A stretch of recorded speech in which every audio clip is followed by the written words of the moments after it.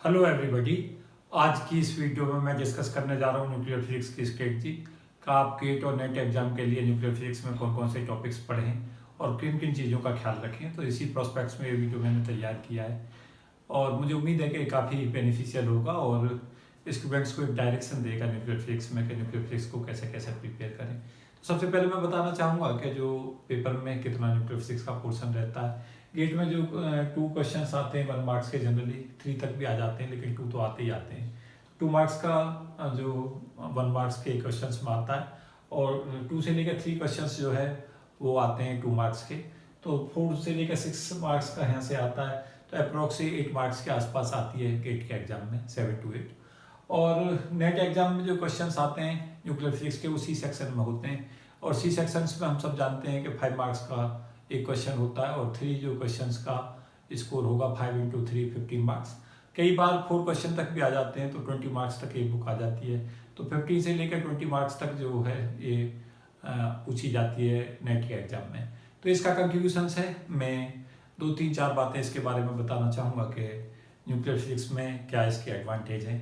सबसे बड़ा एडवांटेज ये है कि इसका सिलेबस काफ़ी स्मॉल है, काफ़ी छोटा इसका जो सिलेबस है और बहुत कम समय में प्रिपेयर हो जाता है। बहुत ज़्यादा कंसेप्चुअल नहीं है लेकिन अगर आपको सिस्टमेटिक समझ आ जाती है तो एक अच्छी बुक है और इंटरव्यू के लिए काफ़ी बेनिफिशियल बुक है, लगातार पूछी जाती है। जो बच्चे आगे बार्क और टिफर जेस्ट और बाकी इंस्टीट्यूटों में पीएचडी के लिए जाते हैं वहाँ भी न्यूक्लियर फिजिक्स बहुत पूछी जाती है। तो एक इम्पॉर्टेंट बुक है हर प्रोस्पेक्ट से। तो मैं बताना चाहूँगा कि इस बुक के लिए आप किन किन चीज़ों पर ख्याल रखें।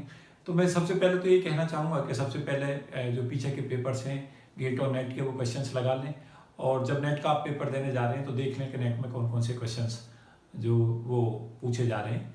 उसके बाद टॉपिक्स लिख लें और उस टॉपिक्स में आपको पता चलेगा कि कुछ जो टॉपिक्स हैं वो लगातार रिपीट होते हैं, उन्हीं में से क्वेश्चंस आते रहते हैं क्योंकि इसमें बहुत ज़्यादा स्कोप नहीं होता एग्जामिनर के पास क्वेश्चन पूछने का।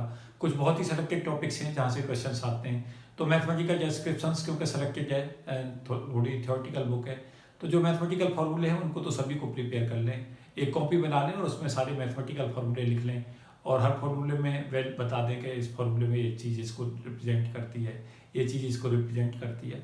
साथ साथ मैं दूसरी एडवाइस ये भी देना चाहूँगा कि जो मैंने वीडियो डाल रखी हैं 8 से 10 वीडियो मैंने न्यूक्लियर फिजिक्स में अपलोड की हुई हैं ऑलरेडी अपने चैनल पर, फिजिक्स फॉर और डॉक्टर ललित कुमार, इसी चैनल पर मैंने अपलोड की हुई हैं 8 से 10 और वो मेरी जो लिस्ट है उसमें देख लें, मैंने अपलोड की हुई है लिस्ट में, तो वहाँ से देख लें। न्यूक्लियर फिजिक्स में जो वीडियो है उन्हें देखें तो उन वीडियो में से ज़रूर आपको लाभ मिलेगा और बहुत ही इंपॉर्टेंट टॉपिक्स मैंने उसमें कवर किए हैं तो वो आपको काफ़ी बेनिफिट देंगी।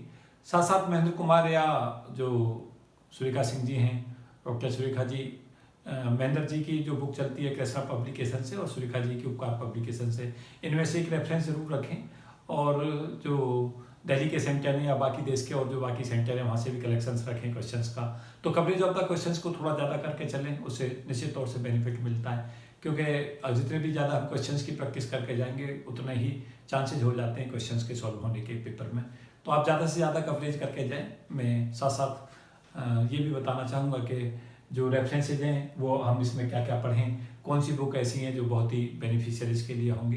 तो मैं कहना चाहूँगा कि इसी टाइल हिमालयन पब्लिकेशन की बुक चलती है, एनआरसी खुर्जा के रिटायर्ड हेड और रिटायर्ड प्रिंसिपल हैं, हिमालयन पब्लिकेशन से इनकी बुक आती है। एक बुक इन्होंने इलेक्ट्रोस्टैटिक और मैग्नेटोस्टैटिक ईएमटी वाली बुक भी उनकी बहुत ही पॉपुलर है, इलेक्ट्रिसिटी मैग्नेटिज्म पर, वो भी बहुत ही अच्छा रेफरेंस है। मुझे उम्मीद है आप लोग फॉलो कर रहे होंगे वहाँ ईएमटी में। और यहाँ मैं न्यूक्लियर फिजिक्स में भी इस बुक को स्ट्रॉन्गली रिकमेंड करना चाहूँगा।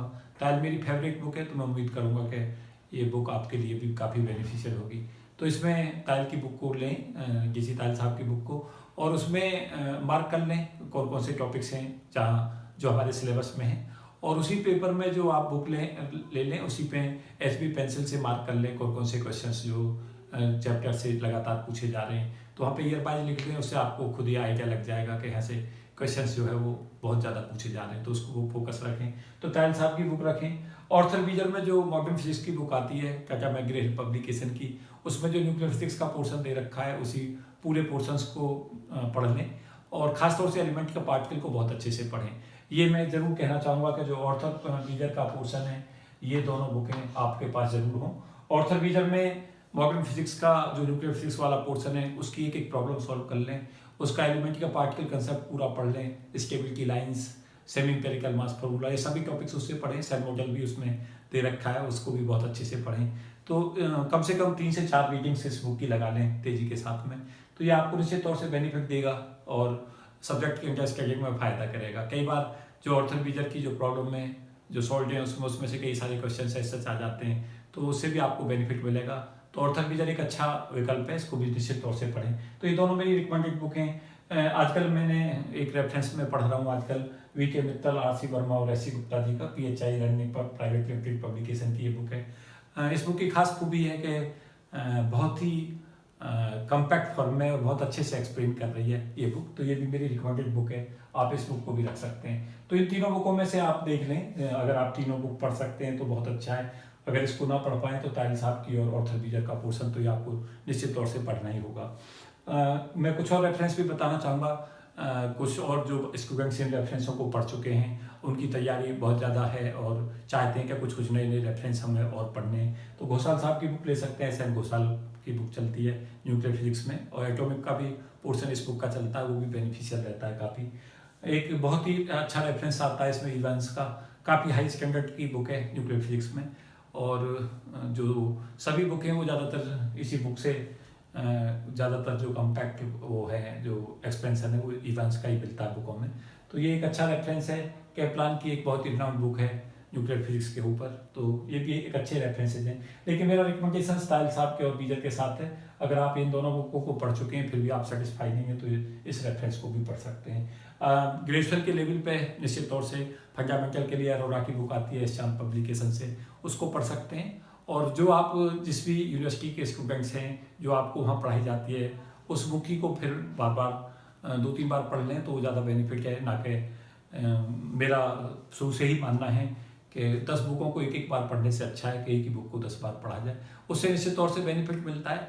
तो आप इस चीज़ को दिमाग में ज़रूर रखें कि कहीं ऐसा ना हो 10 किताब हम रख लें और उन 10 बुकों को एक बार पढ़ें तो हमें क्लियर नहीं हो पाएंगी, बल्कि कुछ सेलेक्टेड किताब रखें। जैसे मैं कहूँगा ये 2 बुक जरूर रखें और इन्हीं बुकों को बार बार पढ़ें तो ज़्यादा बेटर है। लेकिन अगर आपका बेसिक फंडामेंटल बहुत वीक है तो मैं निश्चित तौर से कहना चाहूँगा कि आप नीचे से रेफरेंसेज पढ़ लें, और ख़ासतौर से जो रेफरेंसेज में पढ़ें उसमें भी मैं ये बताना चाहूँगा कि जो ग्रेजुएशन की लेवल की जो बुक है उसे बहुत अच्छे से पढ़ें 2-3 बार।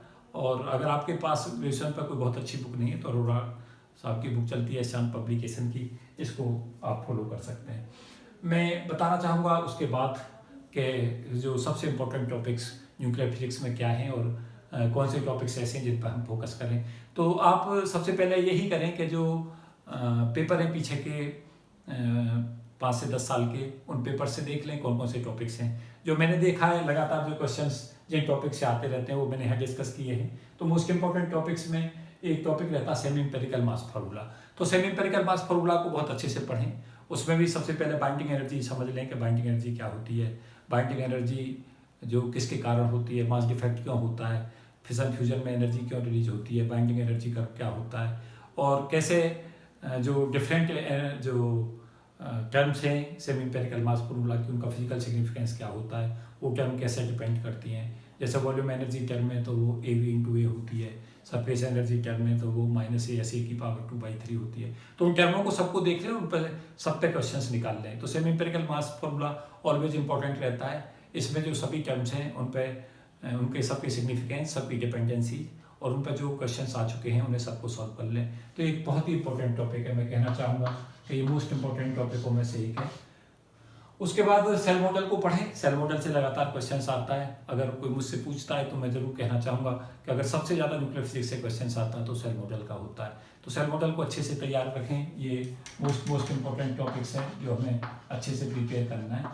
तो सेल मॉडल का जो मैजिक नंबर्स हैं 2, 8, 20, 28, 50, 82, 126, उनको कैसे हम एक्सप्लेन करते हैं और किस तरीक़ा से उनके एनर्जी लेवल्स होते हैं, कैसे कैसे न्यूक्लियॉन्स जो है वेरियस स्टेटों में भरे जाते हैं, उसकी पूरी की पूरी टेबल बना लें और पीछे के जो गेट और नेट में क्वेश्चन हैं उनको सबको सॉल्व कर लें। सेल मॉडल में लिमिटेशंस देख लें। आजकल जो सेल मॉडल में क्योंकि जो सिंपल क्वेश्चंस हैं वो काफ़ी आ चुके हैं तो लिमिटेशंस पे क्वेश्चंस आ सकता है, इसलिए इसकी लिमिटेशंस को भी इस बार जरूर करके जाएँ। काफ़ी इंपॉर्टेंट रहेंगी लिमिटेशंस, यहाँ से क्वेश्चन आ सकता है। जो जो ऐसे न्यूक्लियस जो सेल मॉडल को ओबे नहीं करते, जो सेल मॉडल कहता है, उनके बारे में भी पढ़ लें। तो काफ़ी इंपॉर्टेंट टॉपिक है, मैं कहूँगा सबसे इंपॉर्टेंट टॉपिकों में एक है। थर्ड टॉपिक जो मैं इसमें डिस्कस किया है मोस्ट इंपॉर्टेंट में, वो ऑर्बिटल इलेक्ट्रॉन कैप्चर और ऑगर इफेक्ट है। उसके साथ इंटरनल कन्वर्जन भी जरूर पढ़ लें, लगातार चांसेस हैं इस बार इंटरनल कन्वर्जन से भी क्वेश्चंस के आने के। तो internal conversion, auger effect, orbital electron capture, ये हमें सब पता होने चाहिए। गामा रेज किस तरीका से इमिट होती हैं, कैसे न्यूक्लियस के अंदर discrete set of energy levels होते हैं, उस पर न्यूक्लियस जो अप्लाइड प्रॉब्लम्स हैं वो सब करके जाएं। लगातार क्वेश्चन आता रहा है ऑगर इफेक्ट से। पीछे मैंने देखा है कि नेट में 2-3 बार लगातार क्वेश्चन आया ऑगर इफेक्ट पे। एक वीडियो मैंने डाल रखी है ऑर्बिटल इलेक्ट्रॉन कैप्चर और ऑगर इफेक्ट पे, मेरी उस वीडियो को देख लें, इसी चैनल पर मैंने वो वीडियो अपलोड की हुई है, तो काफ़ी यूजफुल होगी।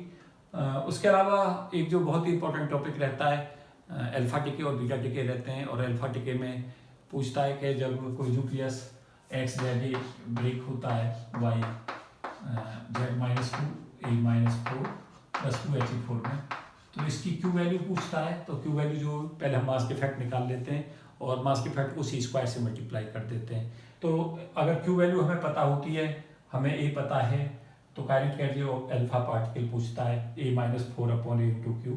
कई बार काइनेटिक एनर्जी अल्फा और ए देता है, क्यू पूछता है। तो ये फॉर्मूला बहुत ही ज़्यादा पूछा जाता है। गेट और नेट में लगातार क्वेश्चन आते रहते हैं इस फॉर्मूले पर बेस, तो इस पर क्वेश्चंस करके जाएं। आप देखेंगे पीछे नेट और गेट में पीछे अगर 5 साल 6 साल के पेपर करेंगे तो 4-5 बार ये क्वेश्चन इस बेस पर आ चुका है। तो आप इसको फिर से अच्छे से तैयार करके जाएं। साथ साथ जो Fermi theory of beta decay है, ये भी लगातार इंपॉर्टेंट रहती है। तो Fermi theory of beta decay को तैयार करके जाएं, उसके सब एक्सप्रेशंस रिमेंबर करके जाएं, कुछ अप्लाइड प्रॉब्लम्स भी इस पर कर लें Fermi theory of beta decay पे। तो काफ़ी इंपॉर्टेंट टॉपिकों में से एक है ये भी। सिलेक्शन रूल पूछे जाते हैं। अल्फा बीटा गामा रेज के जो चैप्टर्स हैं उसको बहुत अच्छे से पढ़ के जाएं।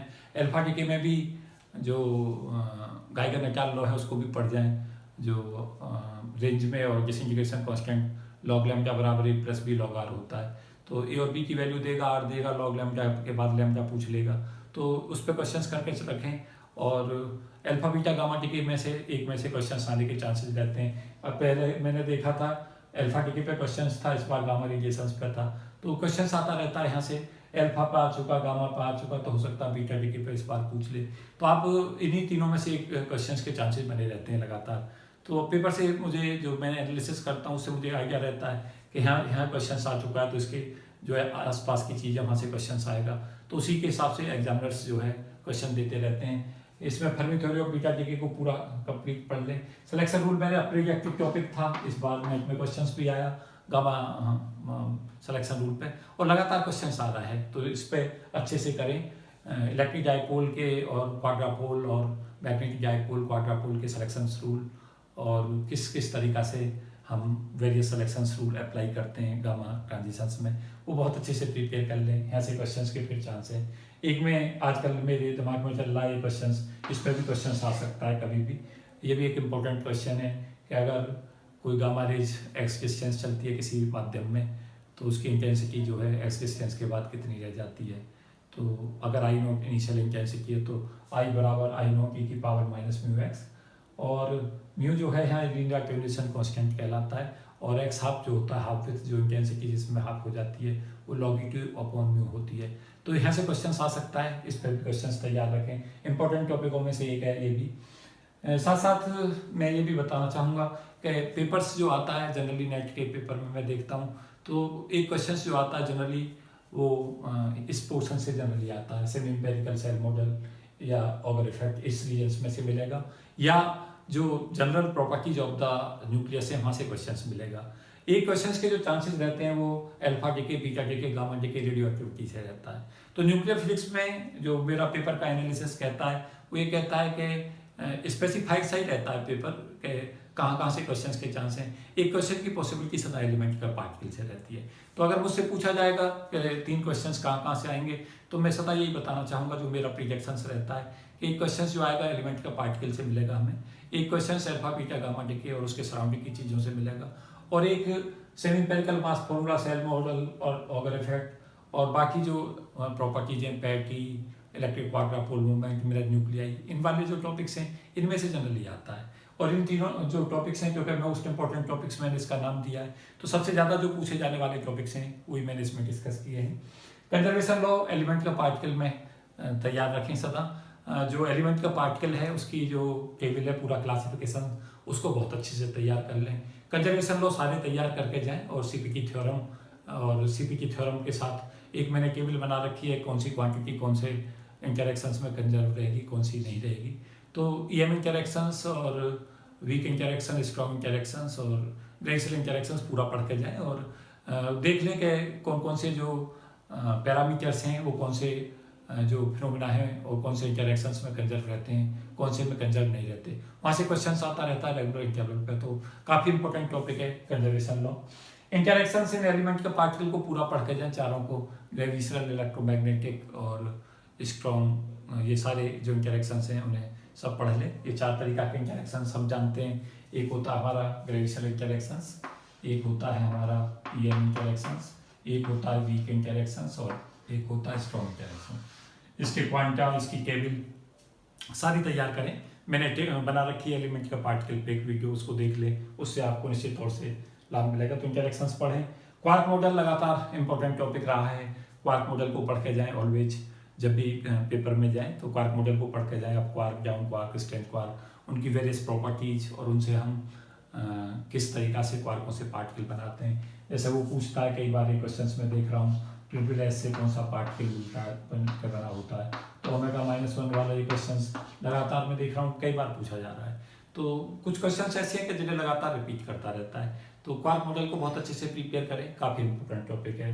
और जो रेडियो एक्टिविटी है उसमें ये जो ट्रांजिएंट और सेकुलर इक्विलिब्रियम्स, उसके अलावा हाफ लाइफ, मीन लाइफ, इनके फार्मूलेज, जो रदरफोर्ड-सोडी लॉ है वो, ये सब चीज़ सब पे क्वेश्चंस करके जाएं रेडियो एक्टिविटी पे। जो क्वेश्चंस मुझे एक्सपेक्टेड था और आगे भी मुझे उम्मीद रहती है वो ये है कि एक पेरेंट्स न्यूक्लियस एक्स है, वो डॉटर न्यूक्लियस में ब्रेक हो जाता है वाई में, और फिर ग्रांड डॉटर न्यूक्लियस जेड में हो जाता है। तो उसके नंबर ऑफ पार्टिकल्स पूछता है, इनिशियल और जो फाइनल और जो बीच में इंटरमीडिएट न्यूक्लियस है उसके N1, N2, N3 की वैल्यू क्या क्या होंगी, उनके कर्व क्या होंगे, ट्रांजिएंट इक्विलिब्रियम क्या होगा, सेकुलर इक्विलिब्रियम क्या होगा।